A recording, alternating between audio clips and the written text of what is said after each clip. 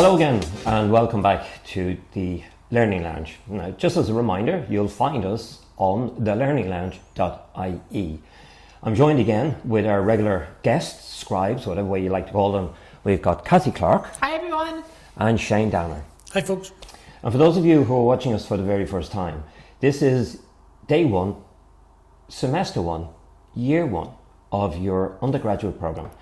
And as lecturers, we're just going to talk about some of the things that students kind of not necessarily make mistakes, but little things that if they could turn the clock back might actually make their journey on their programme a whole lot better. So, day one, you walk into the class. What do you notice about students? As a lecturer? As a lecturer, yeah. What do I notice about students? Most of them are present and a little bit nervous and trying to figure out what's going to happen next.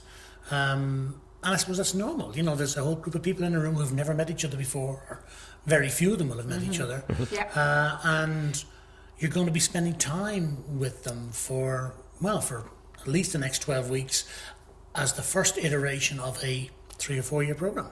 Yeah, Kathy? Yeah, thanks. I mean, I always assume when they come in that they have gone through their induction. So they always look a little bit nervous. Now, it can be, you know, there's different things that I've come across in terms of confidence, different cultures, you know, different genders, all that sort of thing. So very quickly you get to read the room. But there's an assumption that they know where the library is, they know where the toilets are, they know where where everything is that they need, and that they're in the right class. So I would always start off, welcome to this class for whatever degree, you know, and go through that. So I just noticed that, you know, I actually have the first class day one, semester one. So they have me first, and then I'm the first assignment. So it's like navigating through that. Yeah. But in terms of the students sitting in the class themselves, you know, being a little bit intimidated, overwhelmed, what kind of, not necessarily advice, but what guidance would you give them? Or what would you say to them, really? Well, just welcome and congratulations for being here. Okay. Like, it's a great achievement. Many of the students, and I'm not sure about in all of your cases, would have travelled across the world. They'd be living in bedsits, you know, or in host families, or, you know, sharing houses with people, and it's the first time they're out as an adult into the adult world as well. So there's a bit, you have to appreciate that they might know Dublin or wherever we're located, and so that would be one of the things. So just, I would say to them, enjoy it and do not waste the first few weeks of college, because what happens is, it's like, oh yeah, I mean, I asked my nephew what he thought about college on his day one. He said, oh, it's great, it's like we're on an electric picnic, and I'm going, oh dear. Do you know what I mean? So it's like, don't waste the first few weeks, because all of a sudden those weeks come in. So that would be some of the advice. And talk to us. We're very lucky to work in institutions where the lectures are approached, the classes, well, in my case anyway, aren't supersized. So, you know, there is that connection. What would you say, Shane? Yeah. No, I agree. I think, as you say, you know, this is the start of a journey. It's the start of an adventure, and it should be exciting. Of course, there's a recognition that some people are going to be nervous, and, you know, I think it's incumbent upon us and the institutions to try and make sure that people are welcomed, and that we start to get to know each other. I think that's really important. You've got to start this process of engaging. Like, it's not just attend a class and that's it. It's much more than that. There is this social group that we're going to be part of. Yes. And it's about starting to get to know people and build that relationship. Yeah. Kathy, you mentioned there about students essentially coming from all over the world. Yes. What would you say to a student who's where English is not their first language, and now they're actually studying undergraduate in English, and the kind of mistakes that they actually make? Yeah, it's again, it comes up all the time. Well, first of all, I'm super impressed with students coming over here or, you know, going to a country where it isn't their first language. You don't see many Irish people doing that, in my in my experience, could be wrong, but so I would say to them, just relax, you're not on your own. You know, there's lots of things that you can get help with. And many of the colleges have like international offices, and there's a lot and get out in the social scene. There's an awful lot, you know, get friendly, get into groups, chat to each other, avoid being on your headphones on your own on your break. Go out and, you know, circulate and make yourself known. And you may have to go out of your comfort zone, but don't wait those few weeks. Like, if you don't make friends or talk to other people, I would always do introductions and find out people's backgrounds. Okay. And I would say, oh, that's great, and congratulations, and thanks for coming. And so this is the guy that's in finance. So when you're doing your assignments, budgets, you're doing your marketing design, you know, when you're doing whatever. So I try and break the ice to give them a background. So I facilitate in the first session as well, and I remind that when they're going through all of their groups of whatever, because like I have some. Like I teach branding, an awful lot of brand experts, and I say, oh, this is great, you can take this, or you can take, you know, corporate social responsibility, whatever. I don't know, do you do anything differently, guys? Shane? Yeah, I mean, I try to learn all the names day one. I do an exercise and I go around and I try and memorize everybody's name in the class, so by the end of the class I can say, you know, Charlie is from wherever, and what that does is it takes a bit of the personalise it, it personalises, but it also takes a little bit of the pressure off of the student, you know, and we all then have skin in the game, which I think is important. And the other thing too is, like, you know, there's a long journey ahead of you, but you got to get working, you got to get stuck into. But in terms of that long journey, and I've often said this in the past to, you know, the guys who go up and they put satellite dishes and aerials on roofs of houses and all of that.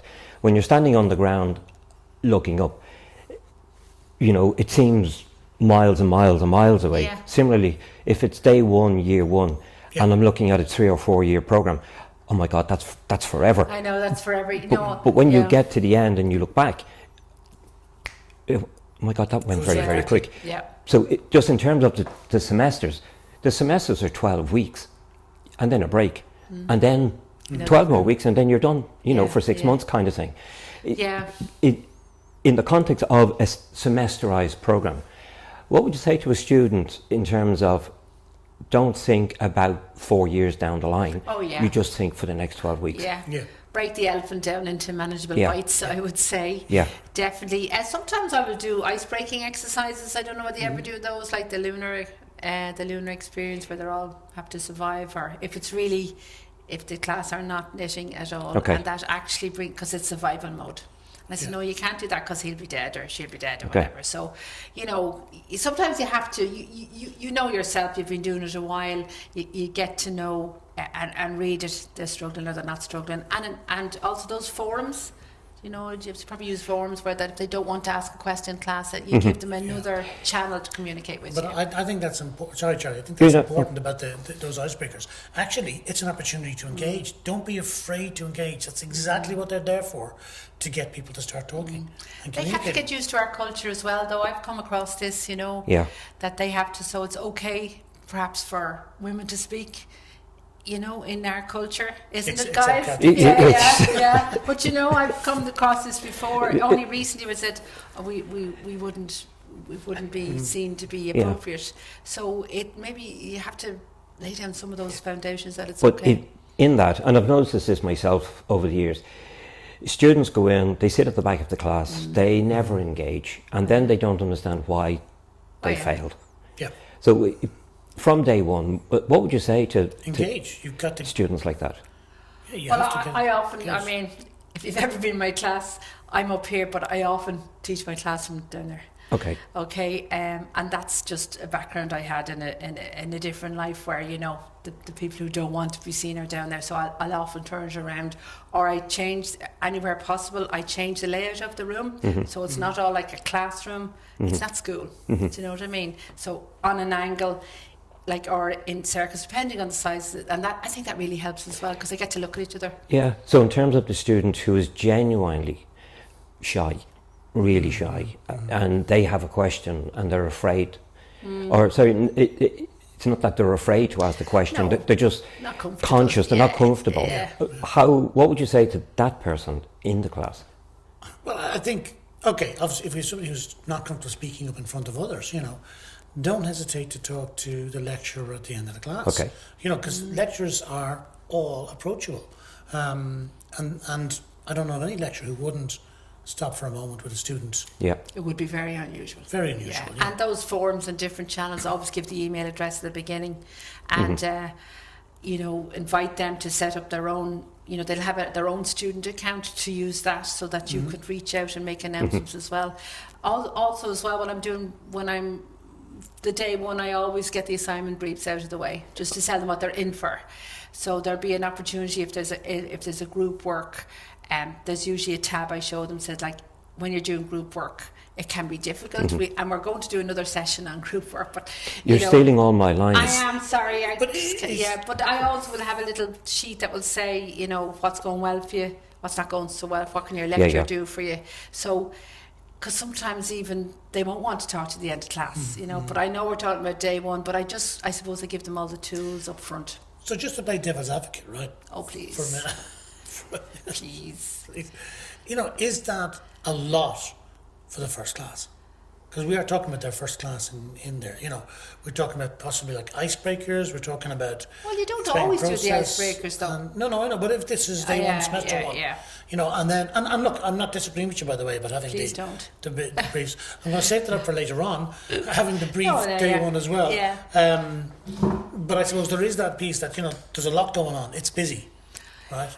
Yeah. And Oh, but I suppose, and I'm not saying it it's should more be of easy. an overview of a roadmap. You're Yeah. here today, and here's what we're going to be doing over Yeah. the next few weeks. Yeah. So you have an assignment. This is what it's about. The brief is up there, little Yeah. mini through that, and you know what I mean. The milestones, I suppose. Yeah. Okay, so just as you mentioned there about assignments and group assignments, I've often said to students, certainly on the first day of any of my classes in semester one, that one of my assignments is a group assignment. So if you get into a group with other people, remember, those other people they're dependent on you to do Yes. your bit. Yeah. Right? And if you don't do your bit, they're going to struggle. All right? So once you sign up for a group assignment, you have to take the responsibility for your actions. Yes. Yeah. And coming back later on and basically saying that, I was sick, or I don't have a group. The amount of times students have come and said, I don't have a group the day before the assignment is due to be submitted. Yeah. No, that doesn't wash. So that brings the point as to Have you finished being a devil's advocate now? I don't know, maybe. Okay. I'll wait Just checking. afterwards. The point I was going to say, which I've forgotten now, which happens on day one, semester one as well. No, I've remembered. You see what I have to put up with? Because you made reference there to icebreakers, okay? And I know, Shane, you were saying about that's a lot of kind of icebreakers, especially if we're all doing the icebreakers. Yeah. There's a lot going on, yeah. Yeah, on the first day. I've often used one icebreaker where I get one to draw a picture, and then the next one has to draw the next picture to tell the story, but they can't talk or anything like that. And I find it very interesting because now they have to present their story, and some of the stories are just outrageous. But I use them to demonstrate to the student that they don't have to be afraid of not feeling they're not creative. Oh yeah. Because they've just made up a story without actually talking to anybody. So if we can take that now and bring that into the classroom and bring it forward. Sorry, I was referring back to the lunar one you were talking about. Yeah, no, that's just an example that I used recently where there's a class where it's probably a class of about 32 students and just dead silence and a lot of different nationalities. So I invited them to get into groups of 4 and the usual people just...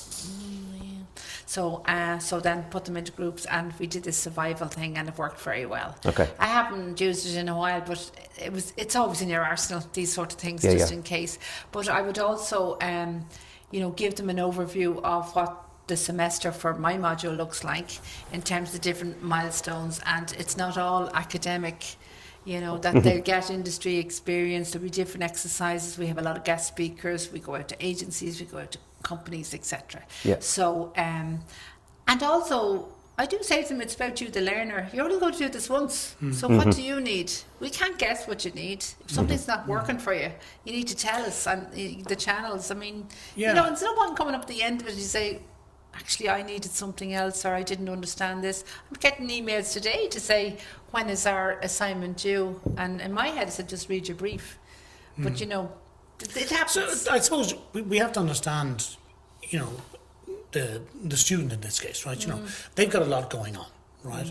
And yeah, we try to understand that, and lecturers are trying to present the structure of the course and the various elements, the assignment briefs, the mechanisms that can be used. So my advice to you, the student, is, you know, obviously pay attention to what's going on, but also get involved. Like I think most lecturers are going to try and generate some opportunities for interaction in the first sessions, you know, whether it's asking questions or, you know, the name game or whatever, or the icebreakers. So, you know, your responsibility as a learner is, well, it's on you. You've chosen to be here. We want you to be here. We want it to be a good journey, but you have to play your part as well. You know, the obligation to learn is on you. It is. Well, in some colleges we have a charter. I don't know if you've come across charter. those, a student charter. In some colleges that I work in, universities, you know, it's just like, here's what I'm doing for you, and this is what you agree you're doing for me. Okay. So it's a charter up front that says, you know, that you commit to come to class and participate or do the readings or everything in advance. And another point then, sorry, I know you wanted to say something there, but just before I forget, thank you, Charlie, is class rep. Yes. Always talk to them about the class rep representative in the first week, so they can have a voice. So they haven't. That's another channel. So. Yeah. No. I know we have done other sessions on, you know, exam technique, prepping for exams. We've also done sessions on how to read an assignment and how to read an exam question. So please make sure that you actually subscribe to the channel and check out those sessions, because they are very, very beneficial. We've also done one on time management, but my question is, very briefly, it's day one, it's week one, it's semester one, okay? It's a 3-year deal, we'll say, or a 4-year deal. In terms of time management, how important is time management in the context of class, study, free time?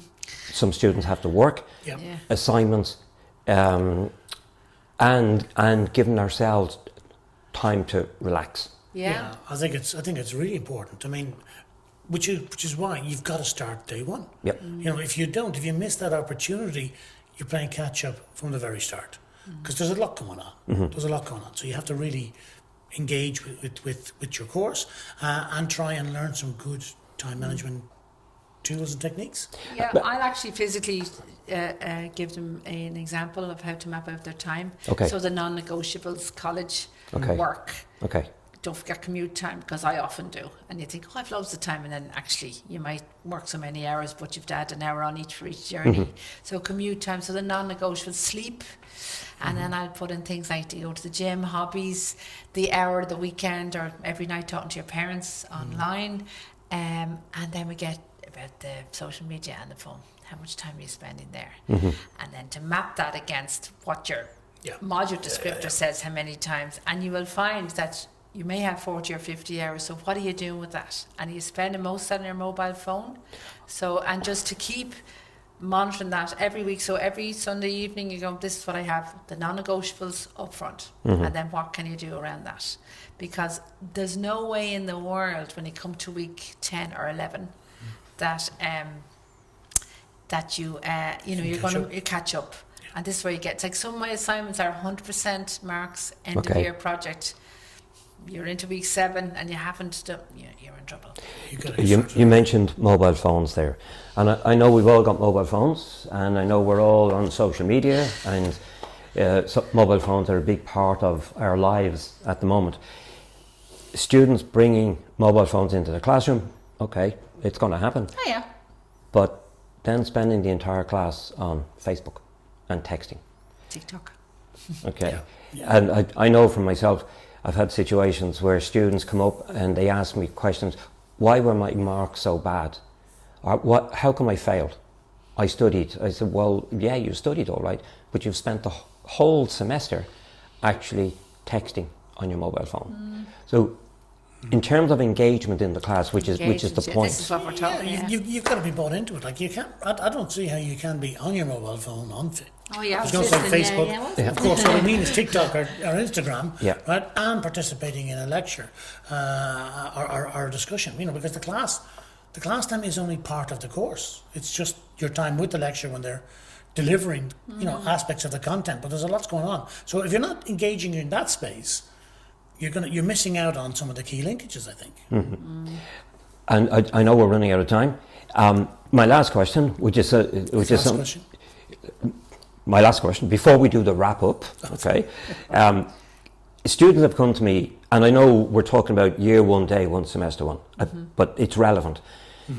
Students have come to me in their final year, and they've basically said to me, Charlie, I want to get a first class honours degree.